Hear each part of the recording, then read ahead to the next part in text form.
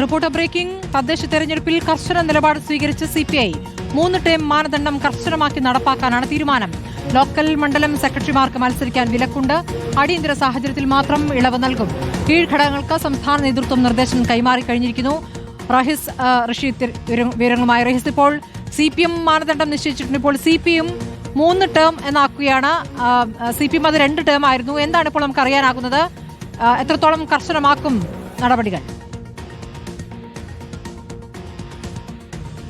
സ്മൃതി, CPI 3 term എന്നത് നേരത്തെ കഴിഞ്ഞ തവണ ഉണ്ടായിരുന്നതാണ്. അത് ഇത്തവണ കർശനമായി നടപ്പിലാക്കാൻ തീരുമാനിച്ചിരിക്കുന്നു. എന്ന് മാത്രമല്ല, ലോക്കൽ സെക്രട്ടറിമാർ, മണ്ഡല സെക്രട്ടറിമാർ തുടങ്ങിയ പ്രധാനപ്പെട്ട പദവികൾ ഇരിക്കുന്ന ആളുകൾ തദ്ദേശ സ്വയംഭരണ സ്ഥാപനങ്ങളിലേക്ക് മത്സരിക്കരുത് എന്ന നിർദ്ദേശം കർശനമായി CPI ജില്ലാ ഘടകങ്ങൾക്ക് നൽകിയിട്ടുണ്ട്.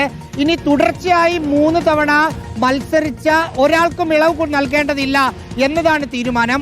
ആകെ ഇളവ് നൽകുക ഏതെങ്കിലും ഒരു കാരണവശാൽ ഇന്ന ഒരാൾ ഇന്ന സ്ഥലത്ത് മത്സരിച്ചില്ലെങ്കിൽ ആ വാർഡിൽ തോൽക്കുമെന്ന് 100% ഉറപ്പായ ഒരു സാഹചര്യം ഉണ്ടെങ്കിൽ, അങ്ങനെ ഒരു സാഹചര്യം വരിക, മണ്ഡലം കമ്മിറ്റി, ആദ്യം ലോക്കൽ കമ്മിറ്റി, പിന്നെ മണ്ഡലം കമ്മിറ്റി, പിന്നെ ജില്ലാ കമ്മിറ്റി, ഈ 3 കമ്മിറ്റികളും ഐക്യകണ്ഠേന ഇക്കാര്യം അറിയിച്ച് സംസ്ഥാന എക്സിക്യൂട്ടീവിന് കത്ത് നൽകിയാൽ സംസ്ഥാന എക്സിക്യൂട്ടീവ് തുടർ ചർച്ചകൾ നടത്തി ഇളവ് നൽകാം എന്നതാണ് തീരുമാനം. അതായത് കർശനമായ നിബന്ധനയാണ്.